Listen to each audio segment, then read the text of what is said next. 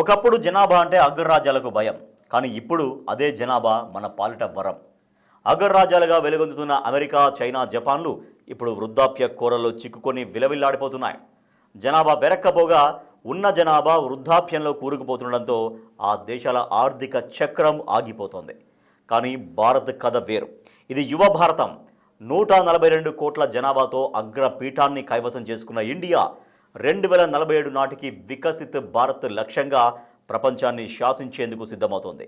China కుచించుకుపోతుంటే Bharat ఎందుకు దూసుకుపోతుంది? 2036 నాటికి మన దేశ ముఖ చిత్రం ఎలా ఉండబోతోంది? ఈ జనాభా సునామీని మనం వరంగా మార్చుకోగలమా, లేక శాపంగా పరిణమిస్తుందా? పెరుగుతున్న జనాభాకు తగ్గట్లుగా సదుపాయాలు ఉన్నాయా? కేంద్ర రాష్ట్ర ప్రభుత్వాల చర్యలేంటి? ఈరోజు వీక్షణంలో తెలుసుకుందాం. భారత్లో జనాభా సునామీ. చైనాను దాటి నెంబర్ 1 స్థానం. పాపులేషన్ వరమా శాపమా?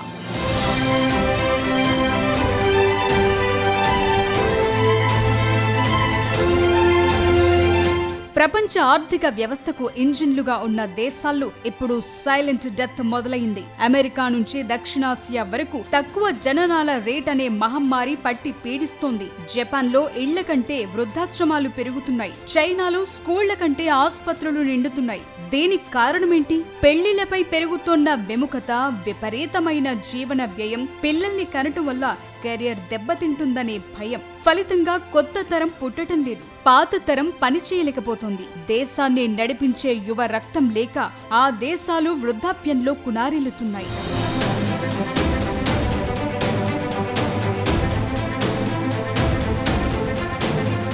ఒకప్పుడు జనాభా నియంత్రణ పేరుతో చైనా అమలు చేసిన 1 చైల్డ్ పాలసీ ఇప్పుడు ఆ దేశానికే ఉరితాడుగా మారింది. చైనాలో 60 ఏళ్లు పైబడిన వారి సంఖ్య 20% దాటేసింది. అంటే ప్రతి 5గురిలో ఒకరు వృద్ధులే. కానీ భారత్ లో వృద్ధులు కేవలం 10% మాత్రమే. భారత్ ఇప్పుడు డెమోగ్రాఫిక్ డివిడెండ్ అనే గోల్డెన్ పీరియడ్ లో ఉంది. అంటే దేశ జనాభాలో ఇతరులపై ఆధారపడే వారి కంటే పనిచేసే వయసు కలిగిన వారి సంఖ్య చాలా ఎక్కువగా ఉంది. మన దేశంలో 15 నుండి 64 ఏళ్ల మధ్య వయసున్న పనిచేసే జనాభా ప్రపంచంలోనే అత్యధికం. సగానికి పైగా భారతీయుల వయసు 25 ఏళ్లలోపే.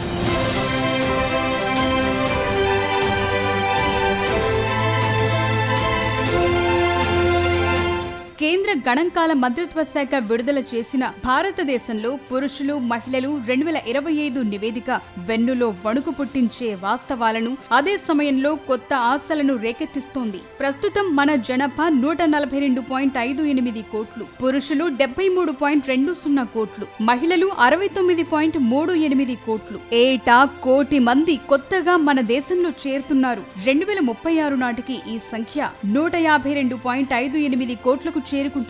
అంటే మరో 10 ఏళ్లలో భారత్ ఒక కొత్త ఆస్ట్రేలియా అంత జనాభాను తనలో కలుపుకోబోతోంది. 2047 నాటికి 100 కోట్ల మంది వర్క్ ఫోర్స్ సిద్ధంగా ఉండటం అనేది ఏ దేశానికైనా అసూయ కలిగించే విషయం.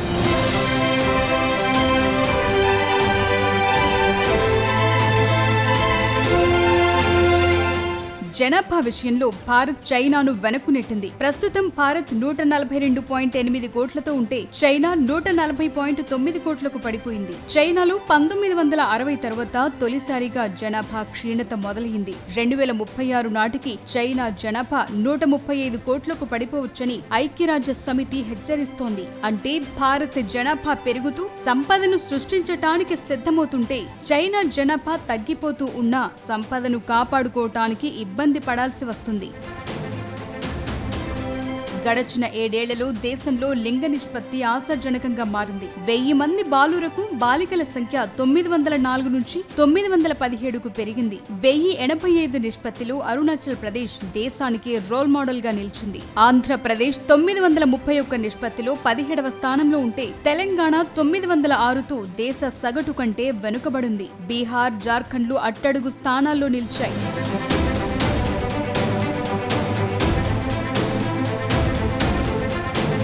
దేశ సగటు అక్షరాస్యత 77.7% చేరింది. ఇక్కడ ఒక ఆసక్తికరమైన మార్పు కనిపిస్తోంది. చదువుకున్న వారిలో సంతాన సాఫల్యత రేటు క్రమంగా తగ్గుతుంది. డిగ్రీ చదివిన వారిలో ఇది 69.7% ఉంటే ప్రాథమిక విద్యలోపు వారిలో 70.3% ఉంది. అంటే విద్య పెరిగే కొద్దీ జనాభా నియంత్రణపై ప్రజల్లో అవగాహన పెరుగుతోంది. అయితే వివాహ వయస్సు కూడా పెరుగుతోంది. 2023 నాటికి అమ్మాయిల వివాహ వయస్సు 22.4 ఏళ్లుగా ఉంది. జనాభా విషయంలో గణాంకాలు ఘనంగానే ఉన్నా దేశాన్ని అనేక సమస్యలు పట్టి పీడిస్తున్నాయి. దేశంలో సగటు మనిషి ఆయుర్దాయం పెరుగుతున్నా అనారోగ్య సమస్యలు వెంటాడుతున్నాయి. 2036 నాటికి భారతీయుడు సగటున 71 ఏళ్లు, మహిళలు 74 ఏళ్లు బతికే అవకాశం ఉంది. కానీ ఊబకాయం అనే సైలెంట్ కిల్లర్ మన యువతను మింగేస్తోంది. ముఖ్యంగా 15 నుంచి 49 ఏళ్ల మధ్య మహిళల్లో ఊబకాయం 24% పెరిగింది. తెలంగాణలో హెచ్ఐవి బాధితుల సంఖ్య జాతీయ సగటు 0.05 కంటే ఎక్కువగా ఉండటం తీవ్ర చర్చనీయాంశంగా మారింది. ఏపీలోనూ 2.35 లక్షల మంది చికిత్స పొందుతున్నారు. ఇది ఆరోగ్య వ్యవస్థపై భారంగా మారబోతోంది.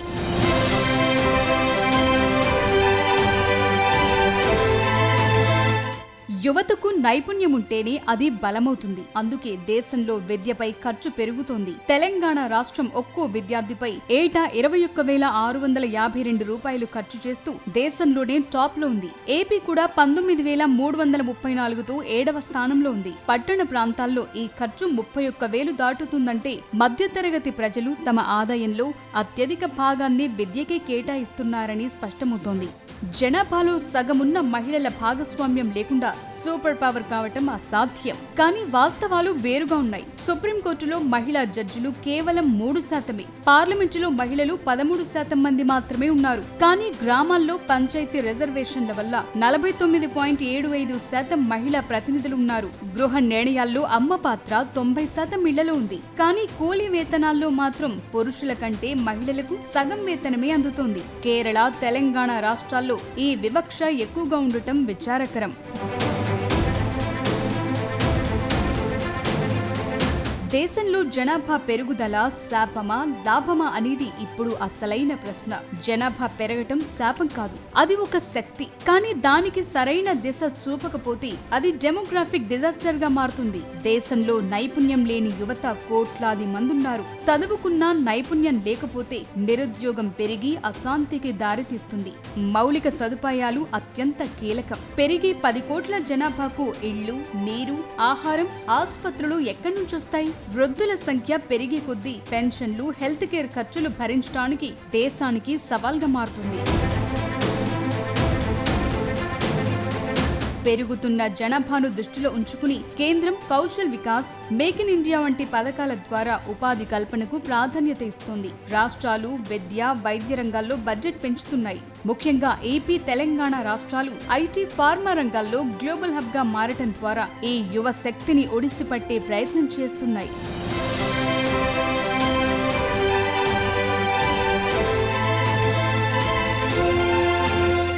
ప్రపంచం వృద్ధాప్యంతో కునారిల్లుతోన్న వేళ భారత్ చిరునవ్వు చిందిస్తూ యువ రక్తంతో ఉరకలేస్తోంది. ఇది మన శతాబ్దం. 2047 నాటికి భారత్ అభివృద్ధి చెందిన దేశంగా నిలవాలంటే మన దగ్గరున్న 100 కోట్ల పనిచేసే చేతులకు పని దొరకాలి. జనాభా పెరగటం అంటే కేవలం నోళ్లు పెరగటం కాదు, చేతులు పెరగటం కూడా. ఆ చేతులకు నైపుణ్యం అందితే, ఆ మెదళ్లకు ఆధునిక ఆలోచనలు తోడైతే ప్రపంచంలో భారత్ను ఆపే శక్తి ఏదీ లేదు. అంకెల్లో అగ్రస్థానం సాధించాం. ఇక అభివృద్ధిలోనూ అగ్రస్థానం మనదే కావాలి.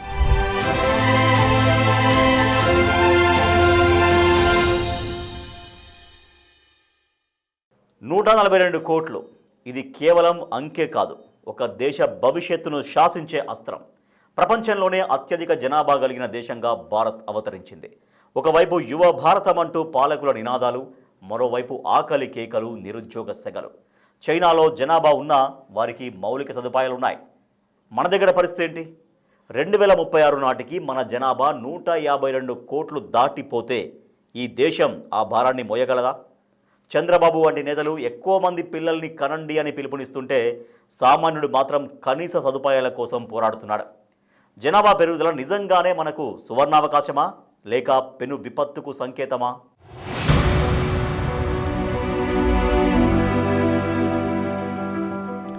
142 కోట్లు. ఇది కేవలం అంకె కాదు, ఒక దేశ భవిష్యత్తును శాసించే అస్త్రం. ప్రపంచంలోని అత్యధిక జనాభా కలిగిన దేశంగా భారత్ అవతరించింది. ఒకవైపు యువ భారతం అంటూ పాలకుల నినాదాలు, మరోవైపు ఆకలి కేకలు, నిరుద్యోగ శాఖలు. చైనాలో జనాభా ఉన్నా వారికి మౌలిక సదుపాయాలున్నాయి. మన దగ్గర పరిస్థితి ఏంటి? 2036 నాటికి మన జనాభా 152 కోట్లు దాటిపోతే ఈ దేశం ఆ భారాన్ని మోయగలదా? చంద్రబాబు వంటి నేతలు ఎక్కువ మంది పిల్లల్ని కనండి అని పిలుపునిస్తుంటే సామాన్యుడు మాత్రం కనీస సదుపాయాల కోసం పోరాడుతున్నాడు. జనాభా పెరుగుదల నిజంగానే మనకు సువర్ణ అవకాశమా, లేక పెను విపత్తుకు సంకేతమా?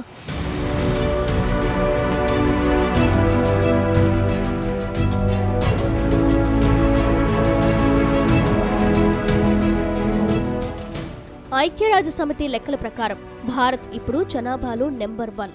142.58 కోట్ల జనాభాతో చైనాను వెనక్కి నెట్టేశాం. అయితే ఈ అగ్రస్థానం మనకు గర్వకారణమా అంటే సమాధానం చెప్పడం కష్టమే. ప్రస్తుతం మన దేశంలో 100 కోట్ల మంది పనిచేసే జనాభా ఉంది. ఇది ప్రపంచంలో ఏ దేశానికి లేని వరం. కానీ ఈ వరం కాస్త శాపంగా మారుతోందా? చదువుకున్న చదువుకు, చేస్తున్న ఉద్యోగానికి సంబంధం లేని దుస్థితి ఎందుకు దాపరించింది? పీజీలు, పీహెచ్డీలు చేసిన వారు ప్యూన్ ఉద్యోగాలకు పోటీ పడుతుంటే మనం డెమోగ్రాఫిక్ డివిడెండ్ గురించి గొప్పలు చెప్పుకోవడం అర్థం ఉందా?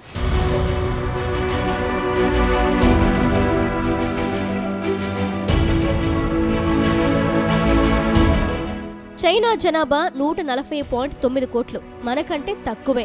అయినా అక్కడ జనాభాకు తగ్గ మౌలిక సదుపాయాలు అద్భుతంగా ఉన్నాయి. చైనాలో మౌలిక సదుపాయాల కల్పన యుద్ధ ప్రాతిపదికన జరుగుతుంది. అక్కడి చట్టాలు పగడ్బందీగా ఉంటాయి. నిరుద్యోగ సమస్యను వారు ఉత్పాదకత ద్వారా అధిగమించారు. కానీ భారత్లో పరిస్థితి ఏంటి? జనాభా పెరుగుతుంది, కానీ దానికి తగ్గట్లుగా రోడ్లు, ఆసుపత్రులు, విద్యా సంస్థలు పెరగడం లేదు. చైనాలో పేదరికాన్ని దాదాపు తుడిచిపెట్టే స్థాయికి వెళ్లారు. మరి మన దగ్గర ఇప్పటికీ ఒక పూట భోజనం దొరకని వారు కోట్లలో ఉన్నారు. గ్లోబల్ హంగర్ ఇండెక్స్లో మన స్థానం మనల్ని భయపెడుతోంది.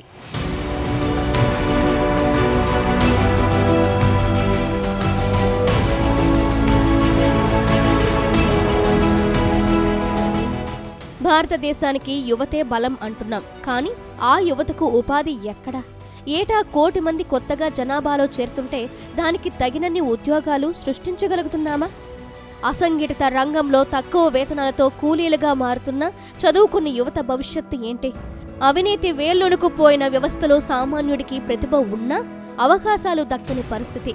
చైనా తన జనాభాను మ్యానుఫ్యాక్చరింగ్ హబ్గా మార్చుకుని ప్రపంచాన్ని శాసిస్తుంటే మనం మాత్రం ఇంకా సర్వీస్ సెక్టార్ పైనే ఆధారపడుతున్నాం.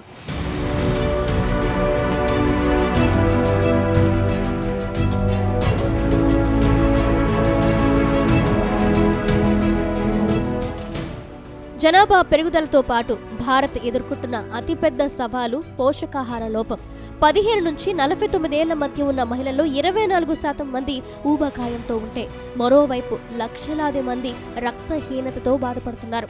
తెలంగాణ, ఏపీ వంటి రాష్ట్రాల్లో HIV బాధితులు జాతీయ సగటు కంటే ఎక్కువగా ఉండడం ఆందోళనకరం.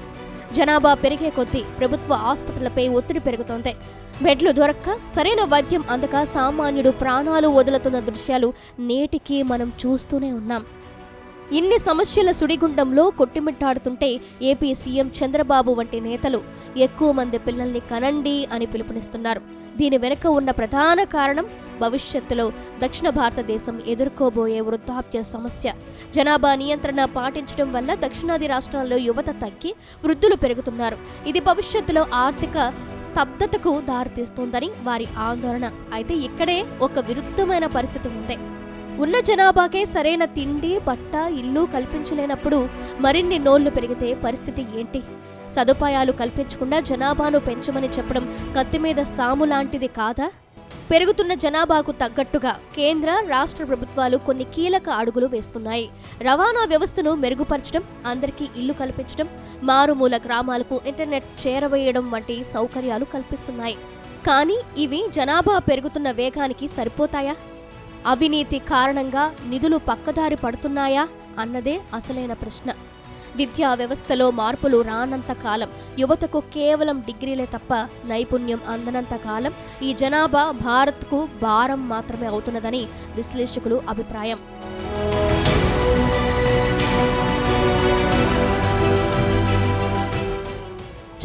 చదువుకు పరిశ్రమల అవసరాలకు మధ్య ఉన్న అగాధాన్ని పూడ్చాలి. జనాభాకు ఆహార భద్రత కల్పించాలంటే టెక్నాలజీతో కూడిన వ్యవసాయం పెరగాలి.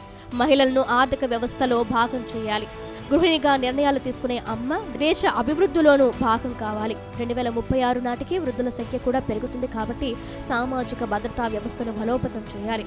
చైనా తన జనాభాను ఒక ఆర్థిక శక్తిగా మలిచింది. భారత్ కూడా ఆ దిశగా వెళ్ళాలి. కేవలం అంకెల్లో అగ్రస్థానం కాదు. ఆకలి లేని భారతం, అవినీతి లేని వ్యవస్థ, నైపుణ్యం ఉన్న యువత ఉన్నప్పుడే 2047 నాటికి మనం వికసిత భారత్ను చూడగలం.